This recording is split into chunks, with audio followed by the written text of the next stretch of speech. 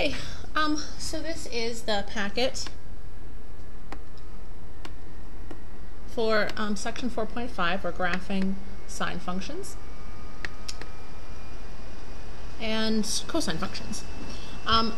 This page, I think, has a typo on it. I'm pretty sure this should be the number 0, not an x right here. So setting x equal to x, bx plus c, this argument right there, is how you determine the phase shift. Remember, the phase shift, it moves things basically horizontally. Amplitude, no, we've done a lot of this stuff recently, so I'm not going to go into great detail, but the amplitude is the absolute value of your A. It's how high, above the x-axis or the horizontal median of the graph rises, or how far below it goes. The period will be determined by 2 pi divided by b, and then the vertical shift is your d value. Don't forget, if a is negative, then the graph is a reflection over the x-axis. So I'm only going to have time to do part graph A or 1 and 3. So here we go. This is a sine function. So I'm going to use my rainbow crayons. First is always red. And the sine function always goes through the origin. And since the period is 2 pi, it always goes up and to the right, and then crosses at pi, and then down to 2 pi, and then opposite in the other direction, like that. That is the graph of y equals the sine of x, and that's in red. The next thing I'm going to do is apply the amplitude. The amplitude is 3. So now in orange, I'm going to now draw the graph 3 sine x, which just means that all these peaks are going to move up to 3, and all the troughs are going to move down to -3.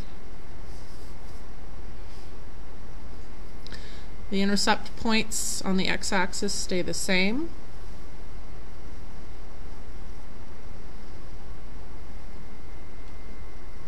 There you go. There's the graph y equals 3 sine x. Next thing I'm going to do is apply my little 2 here. It's going to change the period. So in green, I'm going to make the graph 3 sine of 2x. So I'm going to take this orange graph and I'm going to squish it down by taking the b value. I need my pen. There we go. So my period is now 2 pi divided by b. And again, since b is 2, then the period is now pi. So we had a graph that went up and down and back again all the way over to 2 pi. Now we want to squeeze this shape, the up, down, and back, down into half that space. So it's going to look more like this.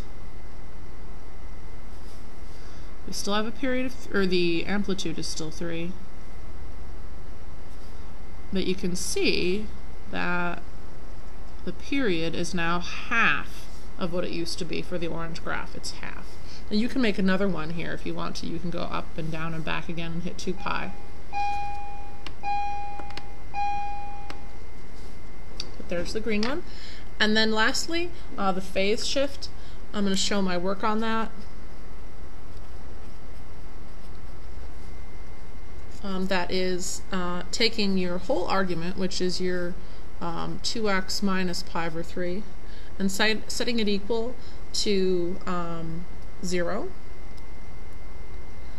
and seeing what you get. So if I do that, I get 2x equals positive pi over 3, and if I divide on both sides by 1/2, which is the same as divide by 2, it's the same as multiplying by 1/2. I get x equals pi over 6.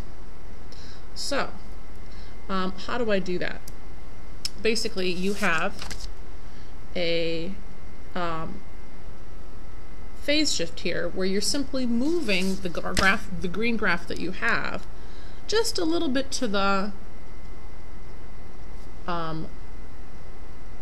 left. Now how far, I'm sorry, to the right. So how far to the right are we going? Because this is the phase shift of positive pi over 6. We're going to go to the right that much. Now how big is pi over 6? Pi over 6 is like about that big. It's not very big. This is 1/2. So 1/6 of 1, here's 1, would be about that much. So basically all I'm going to do now to make my final graph, and I'm going to do that in black, my whole thing, y equals 3 sine of 2x minus pi over 3. Is I'm going to take my green graph and just smooch it, just scooch it a little bit over to the right. So it's pretty much the same graph. It's just a little bit farther right. So there's my final answer graph in black, that nice dark one there. Now graph 3.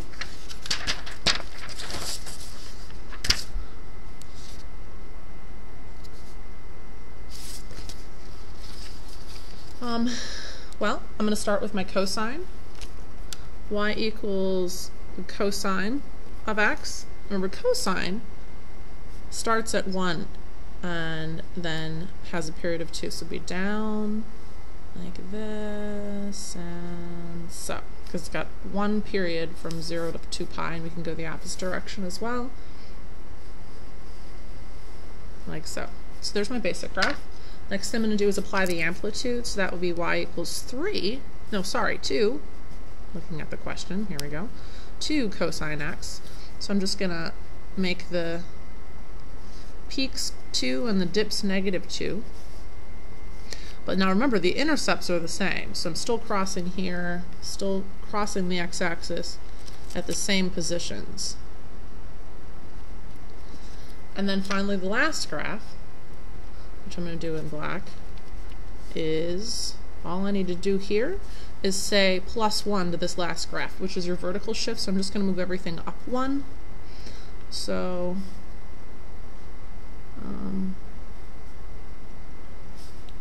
all these points on my orange graph, I'm just going to move them up 1, like so.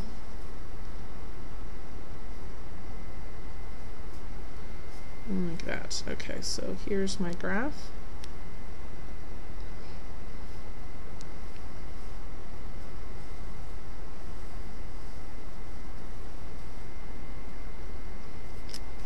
And that's it.